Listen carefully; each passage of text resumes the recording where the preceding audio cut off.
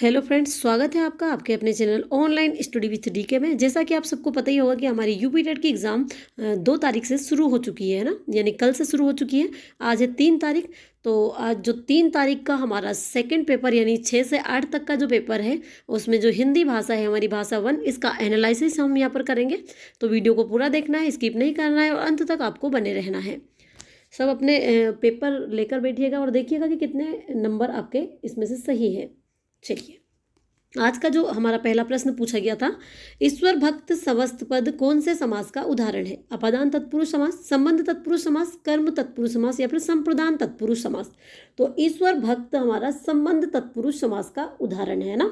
यहाँ पर ईश्वर का भक्त है ना, संबंध का की के यहाँ पर आ रहा है। चलिए, अगला प्रश्न है जो पूछा गया था आज। अगला प्रश्न आपसे पूछा गया था, निम्नलिखित में से किस शब्द में अनुनासिक या फिर हम चंद्र बिंदु का प्रयोग शुद्ध है? यहाँ आपसे पूछा था, यहाँ पर क्या पूछा था? निम्नलिखित में से किस शब्द में अनुनासिक का प्रयोग शुद्ध है? गावा, गाँव, गाँव या फिर गाँव। तो राइट आंसर हो जाएगा हमारा ऑप्शन नंबर डी। यहाँ पर गाँव में चंद्र बिंदु या फिर अनुनासिक का सही प्रयोग किया गया है। अगला प्रश्न आपसे पूछा गया था, तरणी और तरणी युग्म शब्दों का सही अर्थ यहाँ पर बताना था आपको, है ना। तरणी और तरणी जो युग्म में दे रखा है, इसका सही अर्थ क्या है? तो राइट आंसर हो जाएगा हमारा ऑप्शन नंबर डी, है ना। तरणी यानी क्या? सूर्य, और तरणी यानी होती है हमारी नौका या फिर नाव, हम उसे बोल सकते हैं। अगला जो प्रश्न आपसे पूछा गया था, सूर्य का समानार्थी शब्द क्या है? यहाँ पर सूर्य का समानार्थी आपको बताना था चांद, रवि, तारा या फिर ग्रह। तो सूर्य का जो समानार्थी शब्द है वहाँ हो जाएगा हमारा रवि। बहुत नॉर्मल से क्वेश्चन आपसे पूछे गए थे, अगर थोड़ा बहुत भी आपने पढ़ा होगा तो यहाँ पर आंसर आप अच्छे से दे पा रहे होंगे, है ना। चलिए, अगला जो प्रश्न आपसे पूछा गया था, सही वाक्य चुनिए। उसने कहा मैं कल आऊँगा। यहाँ पर 4 ऑप्शन आपके सामने है, उसमें से आपको सही वाक्य को चुनना है। तो राइट आंसर हो जाएगा हमारा उसने कहा मैं कल आऊँगा, है ना। यहाँ पर इसमें सही वाक्य ऑप्शन नंबर डी हमारा हो जाएगा। अगला जो प्रश्न है, गार्गी मैत्रेयी में क्रमशः प्रयोग हुआ है। यहाँ पर गार्गी और मैत्रेयी में क्रमशः रिक्त स्थान प्रयोग किसका हुआ है? तो यहाँ पर 4 ऑप्शन आपके सामने दे रखे थे, इनमें से आपको चुनना था कि इनमें गार्गी और मैत्रेयी में क्रमशः किस चीज़ का यहाँ पर प्रयोग हुआ है। तो इसमें जो प्रयोग हुआ है हमारा रफा रा का और तिरछी रेखा रा का इसमें प्रयोग हुआ है ना। ऑप्शन नंबर सी हमारा राइट आंसर होगा। अगला जो प्रश्न आपसे पूछा गया था, मैं लड़के को वेद पढ़ाता हूँ, इस वाक्य में कितने कर्म है? 3, 2, 1 या फिर 4। तो मैं लड़के को वेद पढ़ाता हूँ, इसमें इस वाक्य में कितने कर्म है? तो इसमें हो जाएंगे हमारे 2 कर्म, है ना। ऑप्शन नंबर बी हमारा राइट आंसर होगा।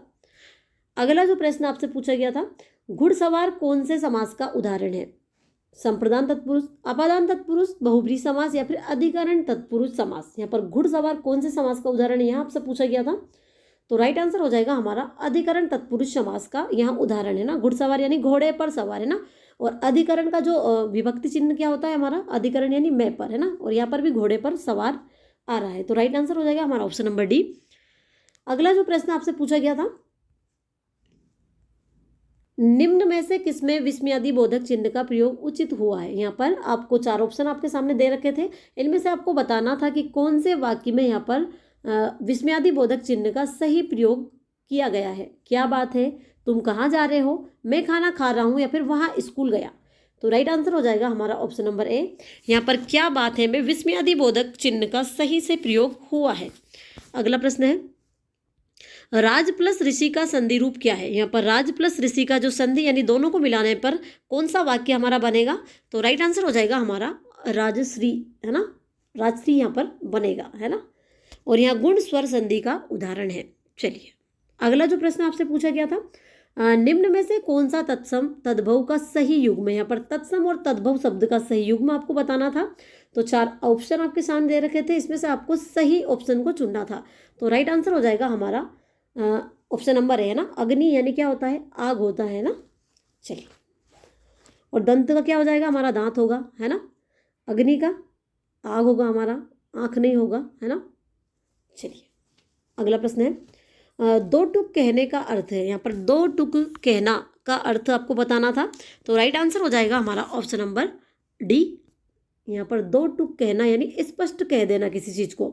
अगला जो प्रश्न आपसे पूछा गया था, कौन सा शब्द अर्क का अनेकार्थी नहीं है? प्रकाश किरण, आग का पौधा, ज्वाला या फिर सूर्य। तो राइट आंसर हो जाएगा हमारा ऑप्शन नंबर सी, ज्वाला शब्द अर्क का अनेकार्थी नहीं है। बाकी प्रकाश किरण, आग का पौधा, सूर्य ये सभी अर्क के पर्यायवाची शब्द है, अनेकार्थी शब्द है ना। अगला जो प्रश्न आपसे पूछा गया था, इतर और इत्र युग्म शब्दों का सही अर्थ क्या है? यहाँ पर एक पद में आपको क्या दे रखा है? इतर दे रखा है और योजक चिन्ह लगाकर इत्र दे रखा है। इनमें से आपको सही अर्थ को यहाँ पर चुनना था। तो राइट आंसर हो जाएगा हमारा ऑप्शन नंबर सी, है ना। इतर यानी क्या होता है? अन्य, और इत्र यानी होता है सुगंधित पदार्थ। अगला जो प्रश्न आपसे पूछा गया था, इनमें संयुक्त वाक्य पहचानिए। यहाँ पर संयुक्त वाक्य को आपको पहचानना था।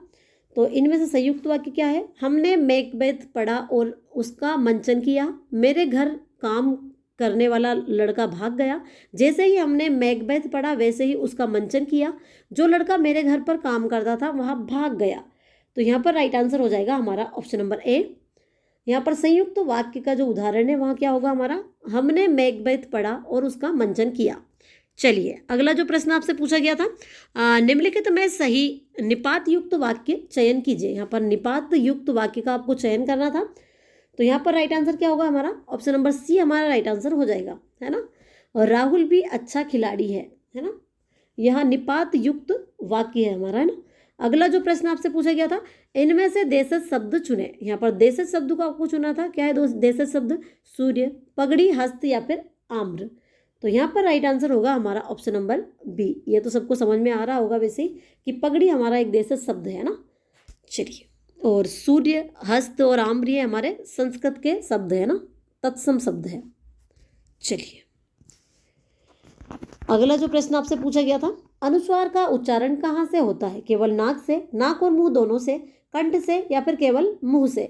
तो यहाँ पर आपसे ध्यान दो थोड़ा, है ना। यहाँ पर क्या पूछा आपसे? अनुनासिक नहीं पूछा, यहाँ पर अनुस्वार आपसे पूछा है। तो अनुस्वार का जो उच्चारण होता है वहाँ केवल नाक से होता है। अनुनासिक का अगर पूछता तो नाक और मुंह दोनों से इसका आंसर हो जाता है ना। अगला जो प्रश्न आपसे पूछा गया था, निम्नलिखित में परिमाणवाचक क्रिया विशेषण कौन सा है? यहाँ पर आपको बताना था कि परिमाणवाचक क्रिया विशेषण कौन सा है। काटने की गति, बड़ी है, खूब या फिर पेड़ों को। तो यहाँ पर राइट आंसर हो जाएगा हमारा ऑप्शन नंबर सी, है ना।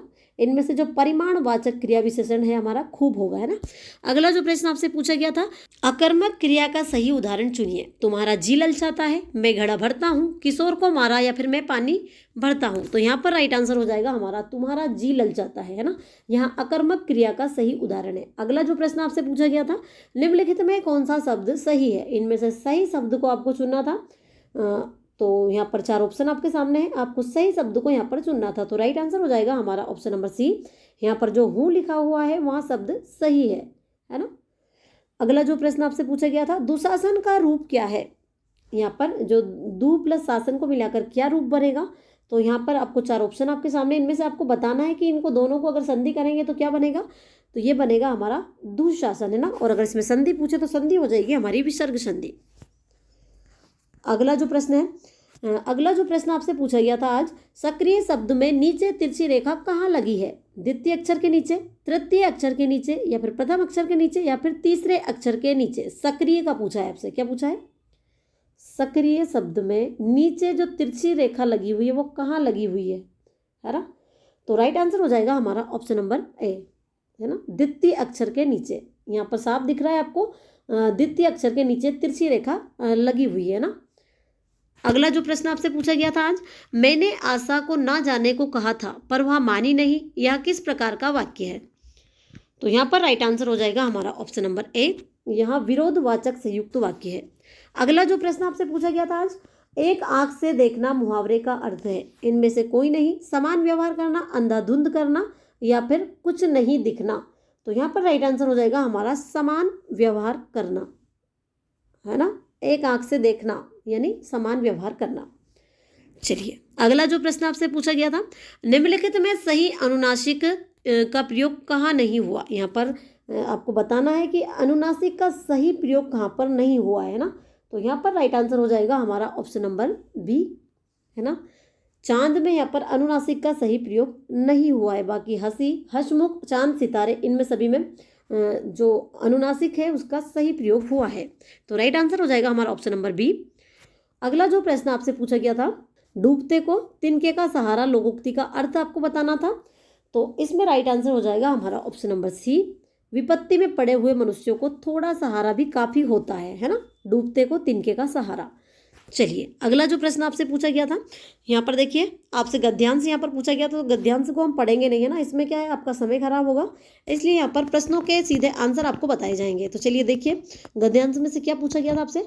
इसके अनुसार लता जी की ध्वनि मुद्रिका और शास्त्रीय गायकी की ध्वनि मुद्रिका सुनाई जाए तो लोग क्या पसंद करेंगे। शास्त्रीय गायकी, स्वर, संगीत का तकनीकी विश्लेषण या फिर लता जी की ध्वनि मुद्रिका।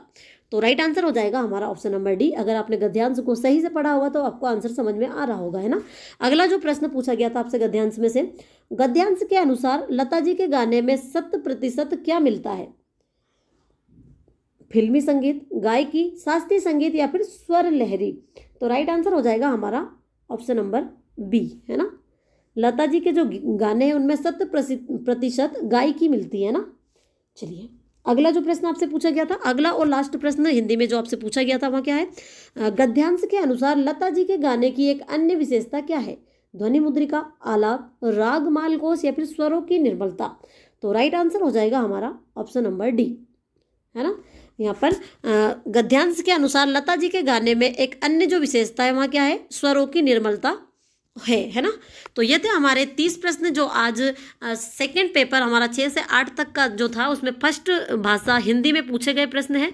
तो इनमें से आपको कितने नंबर आए यहाँ आप कमेंट्स में ज़रूर बताइएगा। मिलते हैं आपसे अगले वीडियो में, तब तक के लिए धन्यवाद।